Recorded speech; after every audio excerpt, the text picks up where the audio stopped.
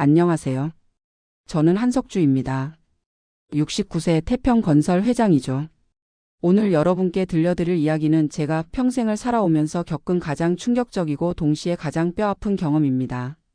맨손으로 시작해서 40년간 연매출 500억 규모의 회사를 일궈낸 제가 정작 가장 믿었던 사람에게 가장 큰 배신을 당했거든요. 그 사람이 바로 제 딸이었습니다. 딸이 저를 치매 환자로 만들어서 300억 상속을 가로챈 이야기, 그리고 제가 어떻게 복수했는지 끝까지 들어보세요. 분명히 여러분도 깜짝 놀라실 겁니다. 먼저 제 이야기부터 시작하겠습니다.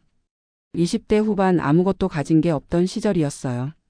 손에 쥔 건 고작 빌린 돈 500만 원이 전부였습니다. 그 돈으로 작은 건설 업체를 차렸죠. 첫 번째 공사는 동네 슈퍼마켓 화장실 개보수였어요. 공사비가 겨우 50만 원이었는데도 떨리는 마음으로 시작했습니다. 아내와 함께 새벽 5시부터 밤 10시까지 일했어요. 아내는 공사 현장에서 인부들 밥을 해주고 저는 삽질부터 시멘트 개기까지 안 해본 게 없었죠. 손톱 밑엔 시멘트 가루가 박혀서 아무리 씻어도 빠지지 않았습니다. 그렇게 10년이 흘렀어요. 작은 공사들을 하나하나 성실히 해내면서 신뢰를 쌓아갔죠. 동네에서 정직한 한석주로 소문이 났습니다. 약속한 날짜보다 하루라도 늦으면 공사비를 깎아주는 게 제 원칙이었거든요.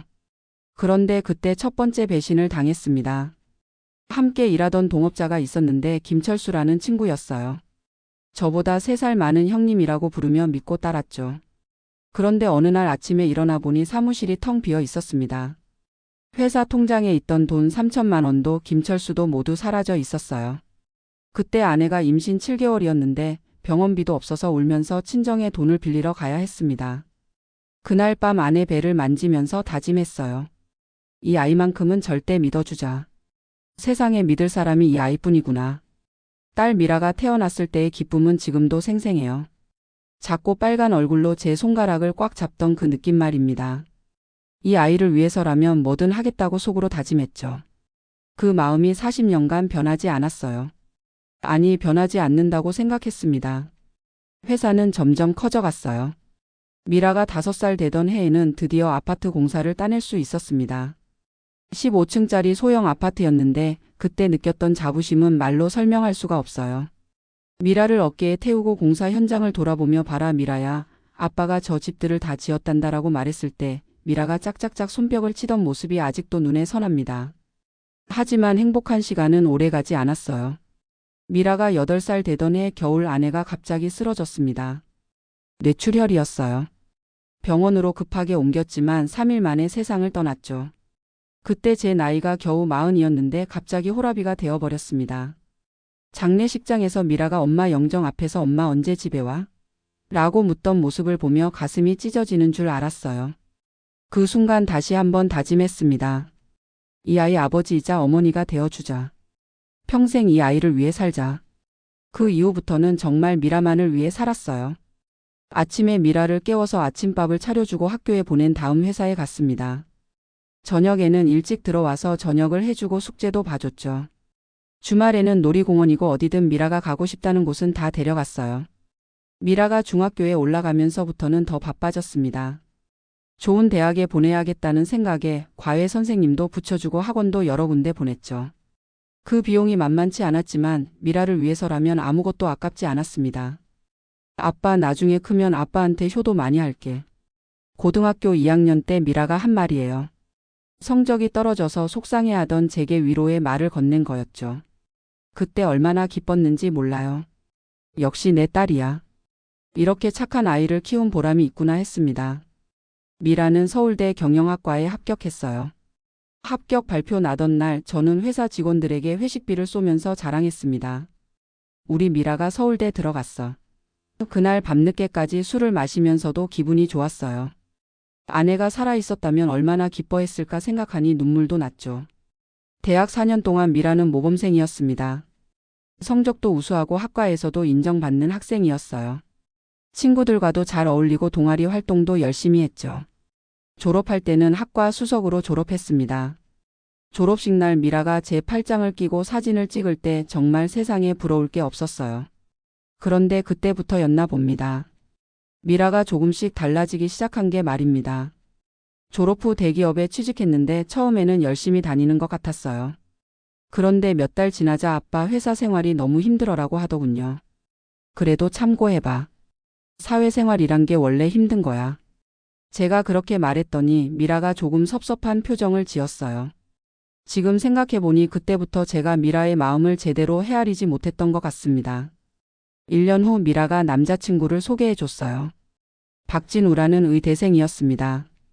미라보다 3살 많고 서울대 의대 본과 4학년이라고 했죠. 첫인상은 나쁘지 않았어요. 키도 크고 잘생겼고 예의도 바른 것 같았습니다. 아버님 안녕하세요. 미라와 진지하게 교제하고 있는 박진우라고 합니다. 정중한 인사를 받으며 의사가 되면 우리 미라가 행복하겠구나 생각했어요. 의사는 안정적인 직업이잖아요. 제가 건설업 하면서 경기 변동에 시달린 경험이 있어서 딸만큼은 안정적인 생활을 하길 바랐거든요. 두 사람이 만난 지 2년 만에 결혼했습니다. 결혼식은 서울 시내 유명 호텔에서 성대하게 치렀어요. 제가 혼자 딸을 키워왔으니까 결혼식만큼은 정말 제대로 해주고 싶었거든요. 웨딩드레스도 최고급으로 맞춰주고 신혼여행도 유럽으로 한 달간 다녀오라고 했죠. 결혼식 날 미라가 웨딩드레스를 입고 제 팔짱을 끼고 버진로드를 걸어갈 때 정말 감격스러웠어요. 우리 미라가 이제 진짜 어른이 되는구나. 좋은 남편 만나서 행복하게 살 거야. 그런 생각뿐이었습니다. 박진우는 의대를 졸업한 후 서울의 한 대학병원에서 인턴을 시작했어요. 흉부외과를 전공으로 선택했는데 미라가 자랑스럽게 말하더군요. 아빠 흉부외과는 의사 중에서도 최고라고 해. 우리 남편 정말 대단하지? 저도 기뻤죠. 사위가 성공하면 딸도 행복할 테니까요. 그런데 결혼 후 몇 년이 지나면서 뭔가 이상한 낌새를 느끼기 시작했습니다. 미라가 자주 돈 이야기를 하더군요. 처음에는 아빠 진우 오빠가 전문에 되려면 아직 몇 년 더 걸려. 그때까지는 수입이 많지 않아서 생활이 좀 빠듯해라고 하더니 나중에는 아빠, 나중에 진우 오빠가 개인 병원 차리려면 돈이 많이 들 것 같아라고 말하기 시작했어요. 저는 그런 말을 들을 때마다 마음이 아팠습니다. 딸이 경제적으로 어려워한다는 게 못내 안쓰러웠거든요. 그래서 매달 용돈도 넉넉히 주고 명절 때마다 보너스도 따로 챙겨줬어요. 미라야, 돈 걱정은 하지 마라.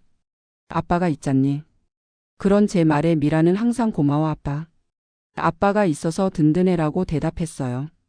그 말을 들을 때마다 뿌듯했습니다. 역시 내 딸이야. 아빠를 의지하는구나. 그런데 돌이켜보니 그때부터 미라의 태도가 조금씩 바뀌고 있었어요. 예전에는 제가 하는 일이나 회사 이야기에 관심을 보였는데 결혼 후에는 그런 관심이 줄어들었습니다. 대신 제 건강을 자주 걱정하더군요. 아빠 요즘 많이 피곤해 보여. 병원에서 검진 좀 받아봐. 아빠 나이가 있으시니까 건강관리 잘 해야 해. 처음에는 딸이 제 건강을 걱정해 주는 것 같아서 고마웠어요. 그런데 지금 생각해보니 그때부터 계획을 세우고 있었던 것 같습니다. 박진우도 마찬가지였어요. 가끔 만나면 장인어른 요즘 건설업계가 어려우시죠? 스트레스 많이 받으실 텐데 건강 조심하세요라고 하더군요. 또 요즘 노인분들 치매 많이 생긴다고 하던데 예방 차원에서 정기검진 받아보시는 게 어떨까요? 라고도 했고요. 그때는 사위가 의사라서 제 건강을 전문적으로 걱정해 주는 거라고 생각했습니다. 오히려 고마워했죠. 역시 의사 사위는 다르구나. 장인 건강까지 챙겨주네. 그렇게 몇 년이 흘렀어요. 제가 65세가 되던 해 미라가 갑자기 진지한 표정으로 저에게 말했습니다. 아빠, 우리 진짜 심각한 얘기 좀 해야겠어. 무슨 일인가 싶어서 자세히 들어보니 제 나이가 많아지면서 회사 경영에 대한 걱정을 하더군요. 아빠, 혹시 몸에 무슨 일이라도 생기면 어떡해? 회사도 그렇고 재산 관리도 그렇고 미리미리 준비해 놔야 하는 거 아닐까? 그 말을 듣고 저는 그래, 미라가 맞는 말을 하는구나 생각했어요. 실제로 제 나이가 65세였으니까 언제 무슨 일이 생길지 모르는 거잖아요. 딸이 미래를 생각해서 하는 말이라고 여겼습니다. 그래서 그래, 미라 말이 맞다. 아빠도 그런 생각을 하고 있었어라고 답했죠. 그때부터 미라와 박진우가 더 자주 찾아왔어요. 주말마다 집에 와서 저와 함께 시간을 보냈는데 대화 주제가 항상 비슷했습니다. 제 건강, 회사 일, 그리고 미래에 대한 준비 말이에요. 아버님, 정말 정기검진 한번 받아보세요. 요즘 의학이 발달해서 미리미리 예방할 수 있거든요. 박진우가 계속 그런 말을 하더군요. 저도 건강에 자신이 없던 터라 그래 한번 받아볼까 했습니다. 그런데 이상했어요. 박진우가 추천해준 병원이 자기가 근무하는 병원이 아니라 다른 병원이었거든요. 장인어른, 저희 병원보다 신경과가 더 유명한 곳이 있어요. 거기서 받아보세요라고 하면서 말이죠. 지금 생각해보면 그때부터 함정이 시작된 거였어요. 하지만 그때는 전혀 의심하지 못했습니다. 검진 날짜를 잡았어요. 그날 아침 미라가 일찍 집에 왔습니다. 아빠, 오늘 검진 받는 날이지? 내가 모시고 갈게. 딸이 직접 모시고 간다니까 고마웠죠. 그런데 집을 나서기 전에 미라가 차를 한 잔 끓여줬어요. 아빠, 검진 받기 전에 따뜻한 차 한 잔 마시고 가세요. 지금 생각해보니 그 차에 수면제가 들어 있었던 것 같아요. 차를 마신 후 갑자기 머리가 멍해지고 졸음이 왔거든요. 나이가 드니까 아침부터 피곤하네 정도로 생각했는데 병원에 도착했을 때도 의식이 흐릿했어요. 미라가 제 팔을 붙잡고 아빠 이리로 오세요라고 하면서 진료실로 안내했습니다. 그때 머릿속이 뿌옇고 집중이 잘 안 됐어요. 진료실에서 만난 의사가 이창호라는 분이었는데 박진우와 아는 사이라고 하더군요. 안녕하세요, 한 회장님. 박 선생님한테 이야기 많이 들었습니다. 그 의사가 여러 가지 질문을 했는데 제가 대답을 제대로 못했어요. 머리가 멍해서 간단한 것도 헷갈리더군요. 오늘이 며칠이죠? 같은 기본적인 질문에도 답을 못했습니다. 좀 심각해 보이는데요. 의사가 심각한 표정으로 말했어요. 그리고 MRI를 찍자고 하더군요. MRI를 찍고 나서 결과를 기다리는 동안에도 계속 졸음이 왔어요. 결과가 나온 후 의사가 미라와 박진우를 따로 불러서 이야기하는 걸 봤습니다. 저는 복도 의자에 앉아서 기다렸는데 세 사람이 진지하게 대화하는 모습이 보였어요. 잠시 후 미라가 울먹거리며 나왔습니다. 아빠, 의사 선생님이 그러는데. 미라가 말을 못하고 있을 때 박진우가 대신 말했어요. 장인어른, 안타깝게도 초기 치매 증상이 보입니다. 아직 심하지는 않지만 앞으로 진행될 가능성이 높다고 하네요. 그 말을 듣는 순간 머리가 맑아지는 느낌이었어요. 치매라니.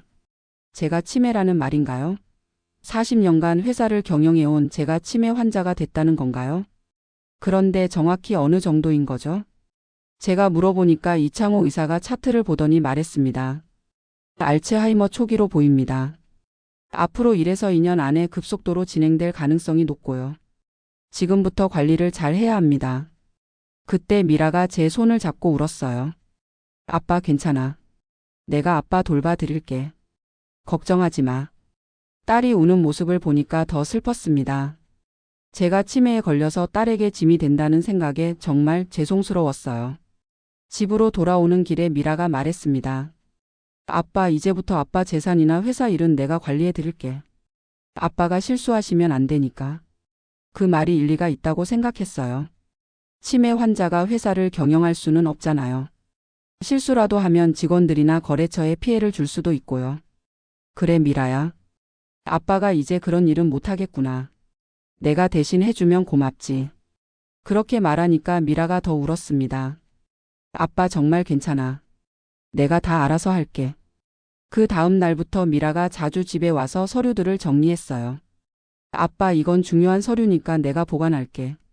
혹시 아빠가 잃어버리시면 안 되니까. 하면서 통장이며 인감증명서며 각종 서류들을 가져갔죠. 그리고 일주일 후에는 공증사무소에 가자고 했습니다. 아빠, 재산 관리를 법적으로 정리해야 해.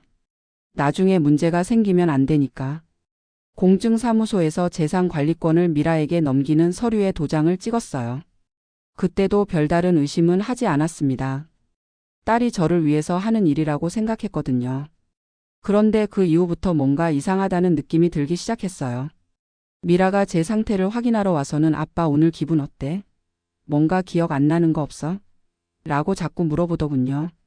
마치 제가 정말 치매 증상이 있는지 확인하는 것 같았어요. 또 가끔씩 아빠, 어제 뭐 했는지 기억나? 같은 질문도 했습니다. 저는 멀쩡히 기억하고 있는데도 아빠, 그게 아니었는데? 하면서 제 기억이 틀렸다고 하더군요. 처음에는 내가 치매 때문에 기억이 안 되는구나 생각했어요. 그런데 점점 이상했습니다. 분명히 제 기억이 맞는 것 같은데 미라는 계속 틀렸다고 하거든요. 그리고 박진우도 자주 와서 장인어른 요즘 어떠세요? 기억력이나 집중력은 괜찮으세요? 라고 물어봤어요. 의사니까 환자 상태를 확인하는 거라고 생각했는데 지금 보니까 다른 의도가 있었던 것 같습니다. 한 달쯤 지난 어느 날 미라가 또 다른 제안을 했어요. 아빠 이제 집에서 혼자 지내시기 어려울 것 같아. 좋은 요양원을 알아봤는데 어때? 요양원이라니요? 저는 아직 혼자서도 충분히 생활할 수 있는데 요양원을 가야 한다는 거예요. 미라야, 아빠는 아직 괜찮아. 요양원까지는. 그러니까 미라가 안타까운 표정으로 말했습니다. 아빠는 모르시겠지만 많이 안 좋아지셨어. 어제도 가스불 끄는 걸 깜빗하셨고 지난주에는 현관문 열어놓고 주무셨잖아. 저는 그런 기억이 전혀 없었어요. 가스불을 안 끄고 잔 적도 없고 현관문을 열어놓고 잔 적도 없는데 미라는 제가 그랬다고 하더군요. 내가 그랬나? 기억이 안 나는구나. 그렇게 말할 수밖에 없었어요. 치매 환자니까 제 기억을 믿을 수 없다고 생각했거든요. 요양원 구경을 갔어요. 시설은 좋았습니다. 깨끗하고 넓고 직원들도 친절했어요. 그런데 막상 거기서 생활한다고 생각하니까 막막했습니다. 미라야, 정말 여기서 살아야 하는 거니? 아빠, 전문적인 케어가 필요해. 집에서는 한계가 있어. 결국 일주일 후에 요양원에 입소하기로 했어요. 짐을 싸면서 정말 서글펐습니다. 40년간 살아온 집을 떠나야 한다니. 그런데 요양원에 가기 전날 밤이었어요. 화장실에 갔다가 돌아오는데 미라와 박진우가 거실에서 전화통화를 하고 있었습니다. 그들이 저를 못 본 줄 알고 큰 소리로 통화하고 있었어요. 여보, 정말 잘했어. 아버지 치매 연기 완벽했어. 박진우의 목소리였습니다. 그치? 처음에는 좀 떨렸는데 의외로 쉽더라. 이창호 선생님도 연기 정말 잘하시고. 미라의 목소리였어요. 이제 300억이 우리 거야. 요양원 비용 빼면 거의 다 남을 거야. 그래도 혹시 모르니까 아버지가 정신 차릴 때까지 계속해서 조심해야 해. 아직 완전히 끝난 게 아니야. 미라의 목소리가 들렸어요. 그 순간 제 머릿속이 하얗게 변했습니다. 치매 연기라고요? 300억이 자기들 거라고요? 이창호 선생님도 연기를 했다고요? 그러니까 제가 치매가 아니라는 말인가요? 딸과 사위가 저를 속여서 재산을 빼앗아간 거라는 말인가요? 다리에 힘이 빠져서 벽에 기댔어요. 40년간 딸만을 위해 살아온 제가 그 딸에게 이렇게 배신을 당했다니. 심장이 터질 것 같았습니다. 숨이 막혀서 죽을 것 같았어요. 하지만 그들이 알아차리면 안 된다는 생각에 최대한 조용히 화장실로 들어갔습니다. 화장실에서 30분 넘게 앉아 있었어요. 어떻게 이런 일이. 내 딸이 나를 이렇게. 분노와 배신감 그리고 절망감이 한꺼번에 밀려왔습니다. 평생을 딸을 위해 살아왔는데 딸은 저를 치매 환자로 만들어서 재산을 훔쳐간 거였어요. 그런데 분노보다 더 큰 건 실망이었습니다. 어떻게 내 딸이, 어떻게 내가 그렇게 사랑한 딸이. 눈물이 주룩주룩 흘렀어요. 40년간 흘린 눈물보다 그날 밤에 더 많이 울었을 거예요. 하지만 울고만 있을 수는 없었습니다. 40년간 사업을 해오면서 한 번도 당하고만 있지는 않았거든요.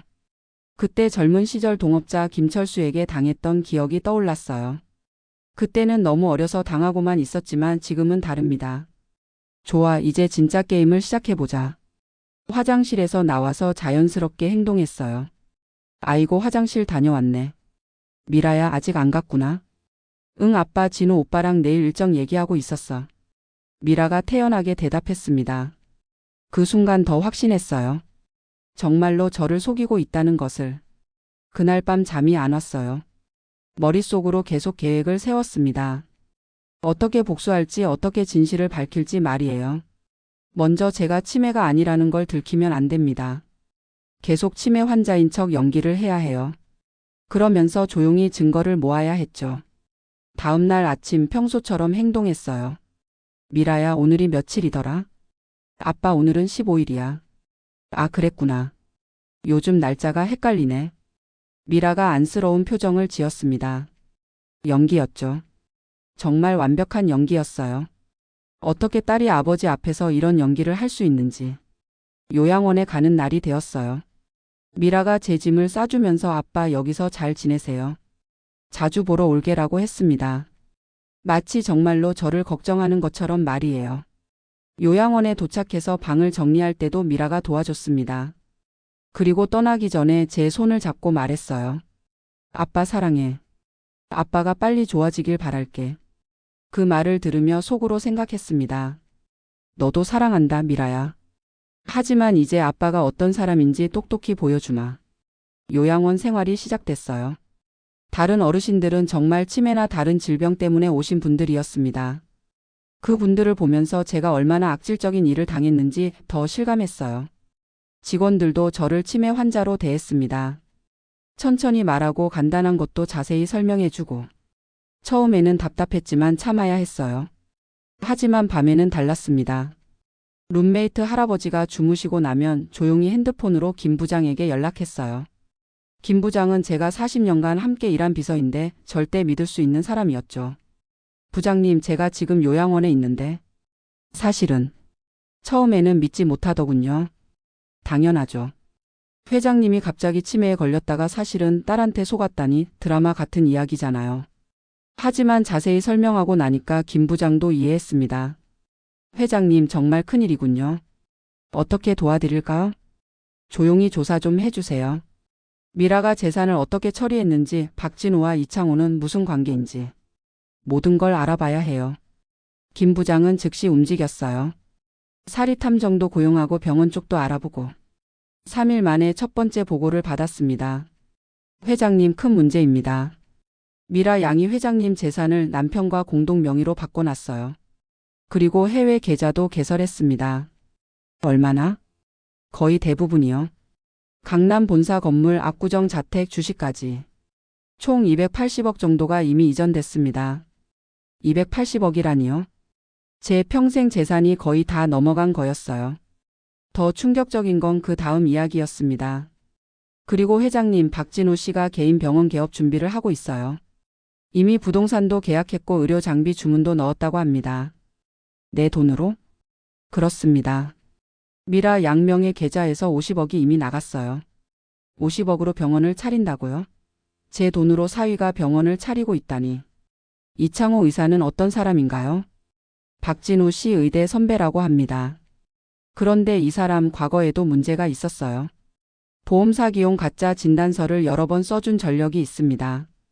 그제서야 전체 그림이 보였어요. 박진우가 미라를 이용해서 제 재산을 노리고 이창호와 짜고 가짜 치매 진단을 내린 거였습니다. 정말 치밀하고 악질적인 계획이었어요. 김 부장에게 지시했습니다. 부장님, 이제부터 모든 걸 기록해 두세요. 증거가 될 만한 건 다 모으고요. 그리고 변호사 최 선생님께도 연락드려서 상의해 보세요. 알겠습니다, 회장님. 그런데 언제까지 이렇게 지내실 건가요? 조금 더 기다려야죠. 완벽한 복수를 위해서는 시간이 필요해요. 그 이후 2주 동안 더 많은 정보를 모았어요. 박진우의 불륜 사실도 알아냈습니다. 병원 간호사 정수연이라는 여자와 6개월째 만나고 있더군요. 미라는 전혀 모르고 있었어요. 또 박진우의 과거 의료사고 은폐 사실도 확인했습니다. 2년 전에 수술 실수로 환자가 위험해졌는데 이를 숨기고 다른 원인으로 조작했던 거예요. 이창호는 더 심각했어요. 지난 5년간 가짜 진단서를 최소 20건 이상 써줬더군요. 보험금 타려는 사람들, 병역 기피하려는 사람들. 한 건당 500만 원에서 1000만 원씩 받고 가짜 진단서를 작성해 준 거였어요. 모든 증거가 모이자 본격적인 복수 계획을 세웠습니다. 먼저 박진우부터 흔들어 놓기로 했어요. 불륜 사실을 미라에게 알려주는 거였죠. 김 부장이 사립탐정을 통해 박진우와 정수연의 데이트 사진들을 찍었어요. 호텔에 들어가는 모습, 함께 식사하는 모습, 스킨십하는 모습까지. 결정적인 증거들이었죠. 이 사진들을 익명으로 미라에게 보냈습니다.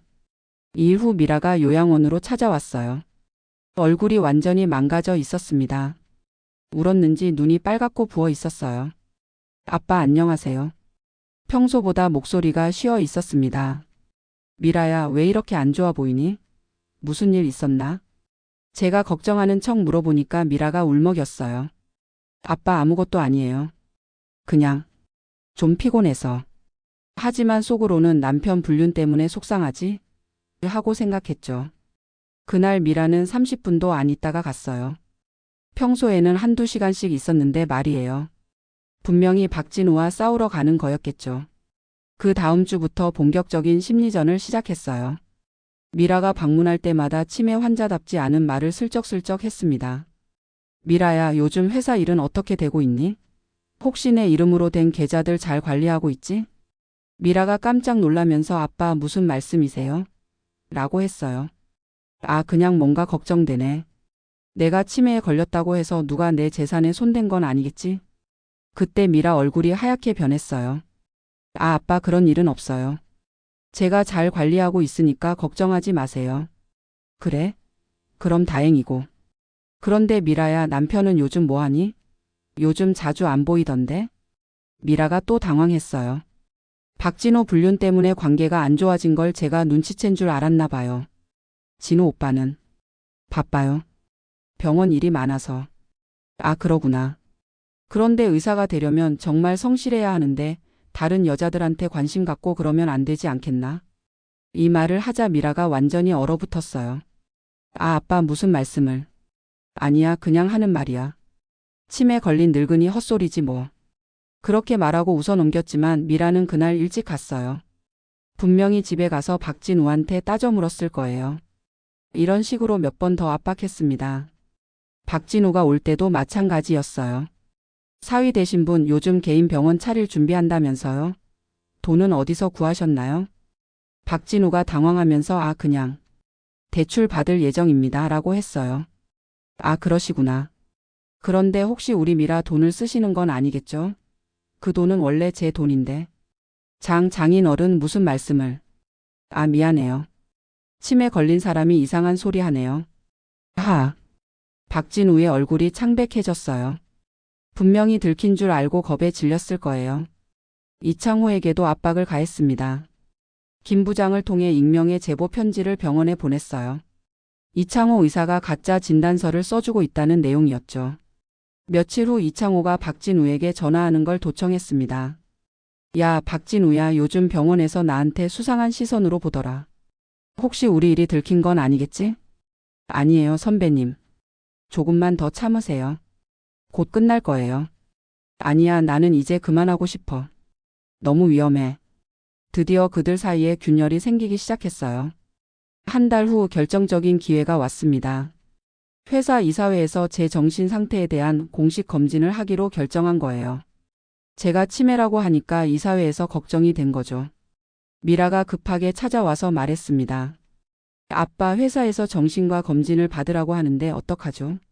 그때 미라 목소리가 떨리고 있었어요. 제가 정상으로 판정받으면 모든 게 들통날 테니까요.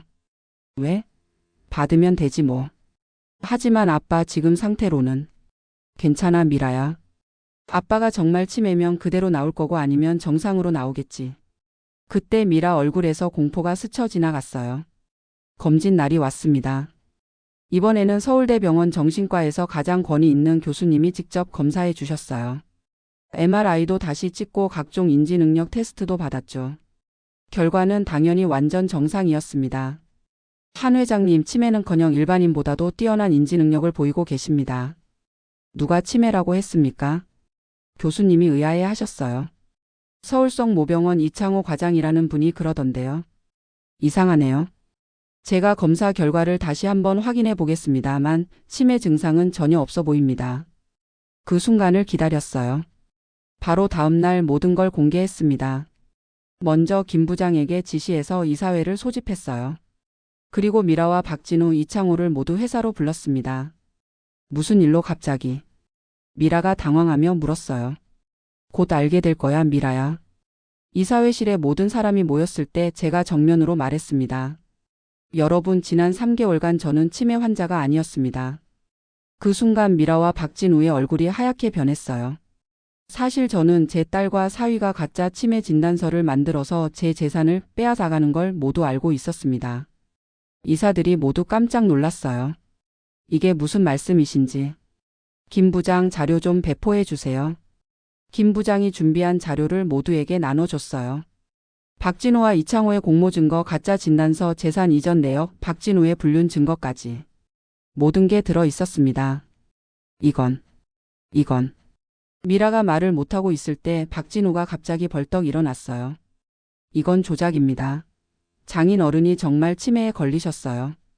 그래요? 그럼 제가 지금부터 우리 회사 40년 매출 현황을 연도별로 암송해 드릴까요? 그 말과 함께 저는 1983년부터 2023년까지 40년간의 매출, 순이익, 주요 공사 현황을 정확히 말해줬어요. 숫자 하나하나까지 정확하게요. 이사들이 모두 입을 벌렸어요. 이런 기억력을 가진 사람이 치매 환자라고요? 그때 미라가 무릎을 꿇고 울기 시작했어요. 아빠 죄송해요. 정말 죄송해요. 미라야 너무 늦었다. 박진우는 아직도 발뺌하려고 했어요. 이건 모두 오해입니다. 저는 정말로 장인어른 건강을 걱정해서. 그래요? 그럼 정수영 간호사와의 관계는 뭐죠? 이것도 제 건강을 걱정해서 하신 일인가요? 박진우와 정수연의 사진들을 보여주자 박진우가 완전히 무너졌어요. 그리고 이창호 과장님, 지난 5년간 가짜 진단서를 20건 넘게 써주신 건 의사로서 환자를 걱정해서 하신 일인가요? 이창호도 더 이상 변명할 수 없었어요. 그 자리에서 즉시 고발 조치를 했습니다. 미라와 박진우는 사기죄로, 이창호는 의료법 위반과 사기 공모로 검찰에 고발했어요. 동시에 재산 상속 무효 소송도 제기했죠. 언론에도 제보했습니다. 의사 사위가 장인 재산 노리고 가짜 치매 진단서 작성, 이렇게 제목이 나갔어요. 다음 날 아침 모든 신문 일면에 실렸습니다. 박진우는 그날로 병원에서 해고됐어요. 의사 면허 취소 심사도 들어가고 개업하려던 병원 계약도 모두 취소됐죠. 50억 들여서 준비한 모든 게 하루아침에 물거품이 된 거였어요. 이창호는 더 심각했어요. 의료진 징계위원회에서 연구 의료 활동 금지 처분을 받았고, 과거에 가짜 진단서 받았던 환자들이 모두 집단 소송을 걸었거든요. 배상금만 수십억 원이 될 거라고 했어요. 법정에서 세 사람의 모습은 정말 처참했어요. 미라는 계속 울면서 아빠 용서해 주세요라고 했고, 박진우는 저는 그냥 이창호 선배가 시키는 대로 했을 뿐입니다 라고 책임을 떠넘겼어요. 이창호는 저도 박진우 후배한테 속았습니다 라고 변명했죠. 법정에서 서로 책임을 떠넘기는 모습을 보며 생각했어요. 이게 내 가족이었구나.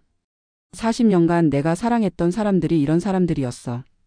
그래도 가장 가슴 아팠던 건 미라였어요.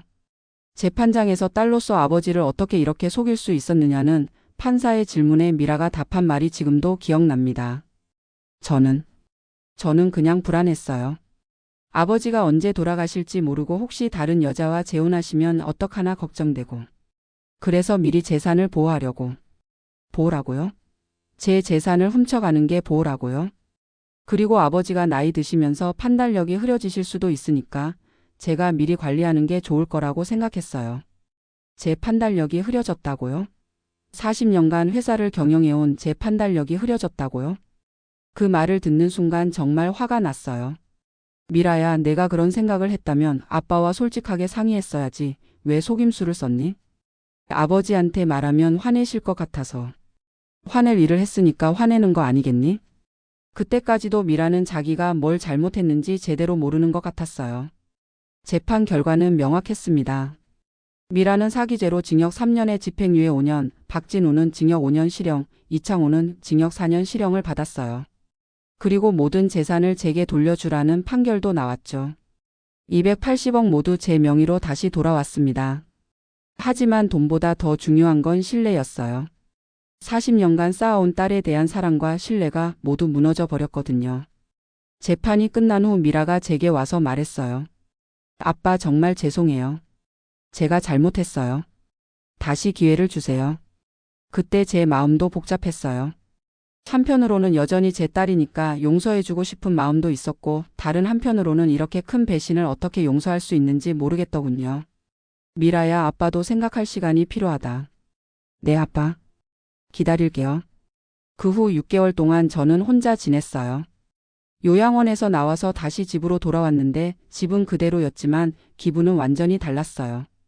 예전에는 미라를 위한 집이었는데 이제는 정말 혼자만의 공간이 된 거죠. 그 시간 동안 많은 생각을 했어요.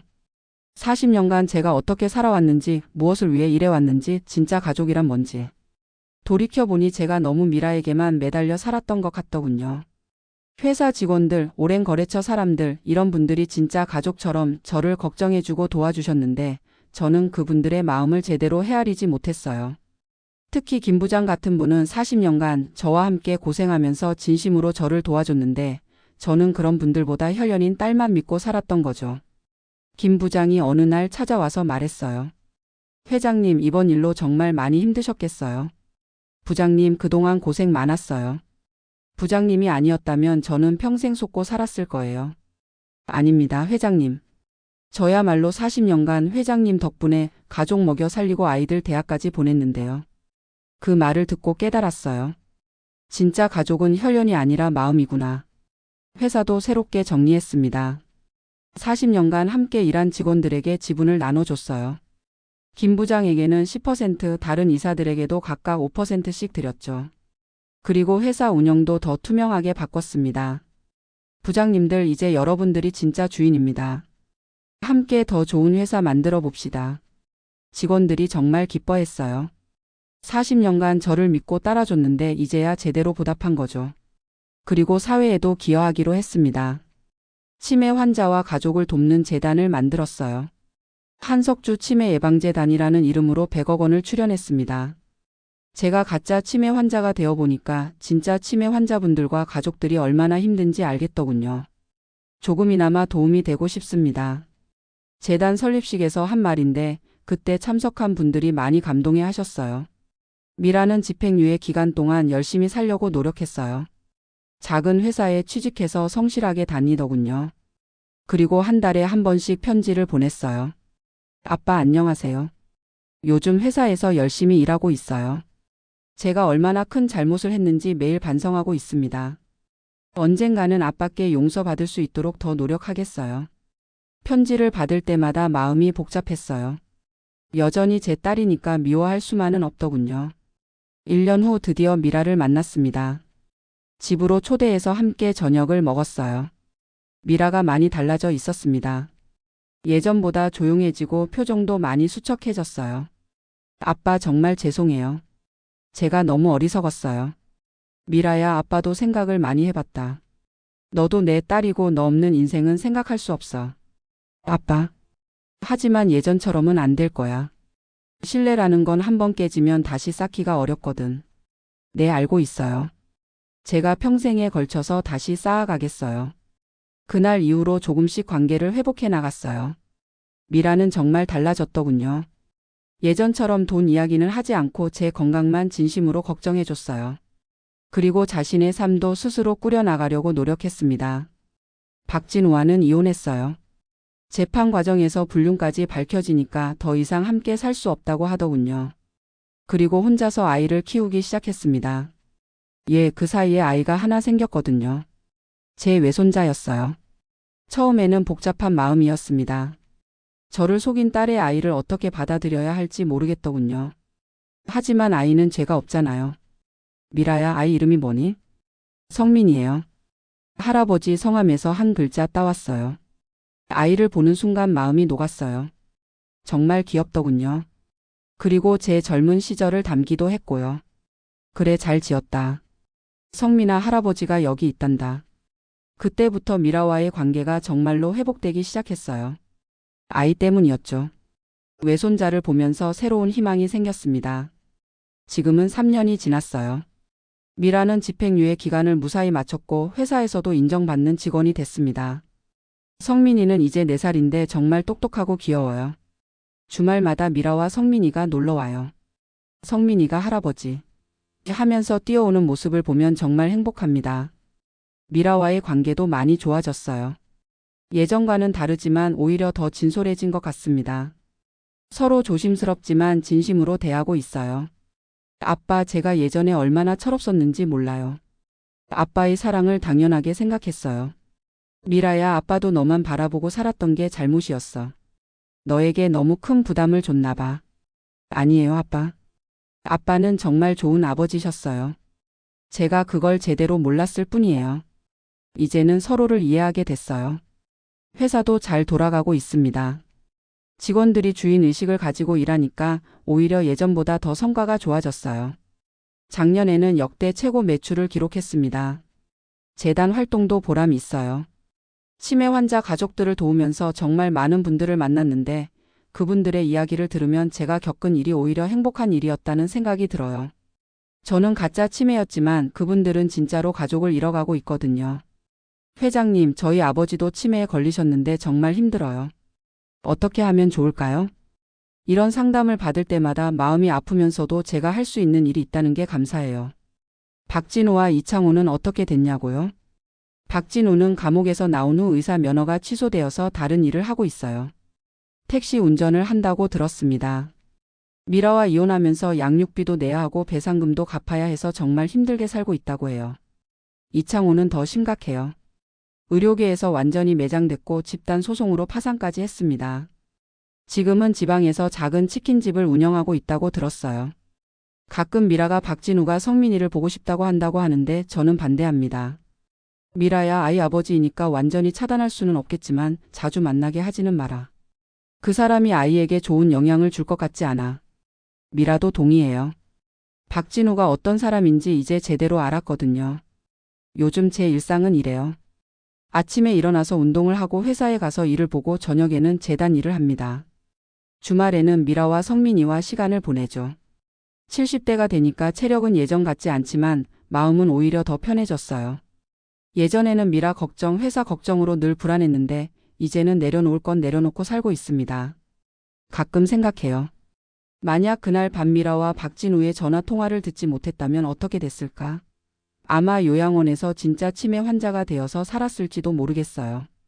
그런 의미에서는 그 사건이 저에게 새로운 인생을 준 셈이죠. 진짜 가족이 누구인지, 진짜 소중한 게 무엇인지 깨달았으니까요.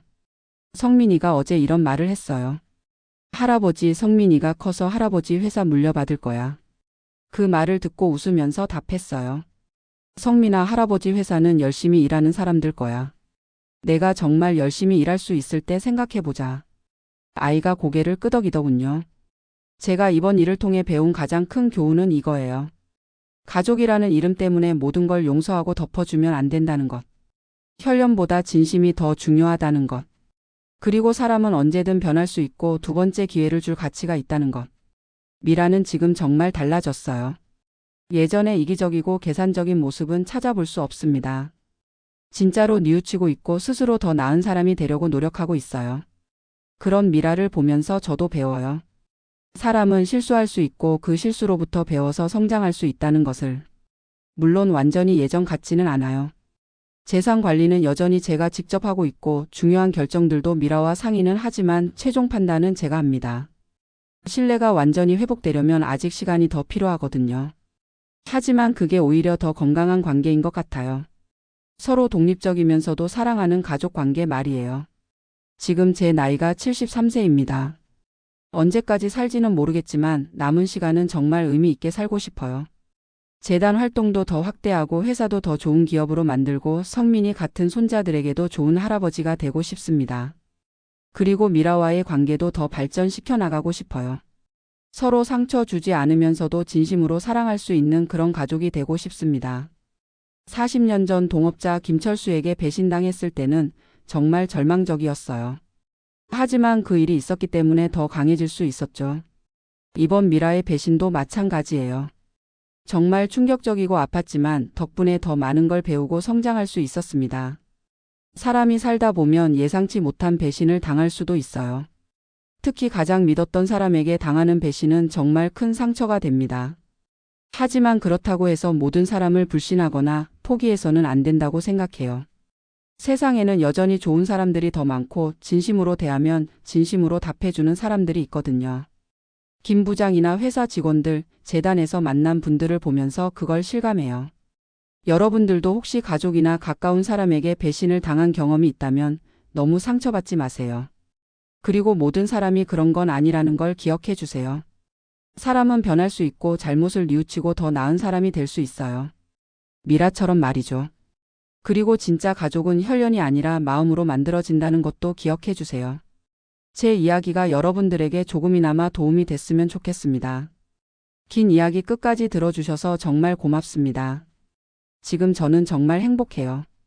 예전과는 다른 방식이지만 오히려 더 진짜 같은 행복이에요. 여러분들도 모두 진짜 행복을 찾으시길 바랍니다. 감사합니다.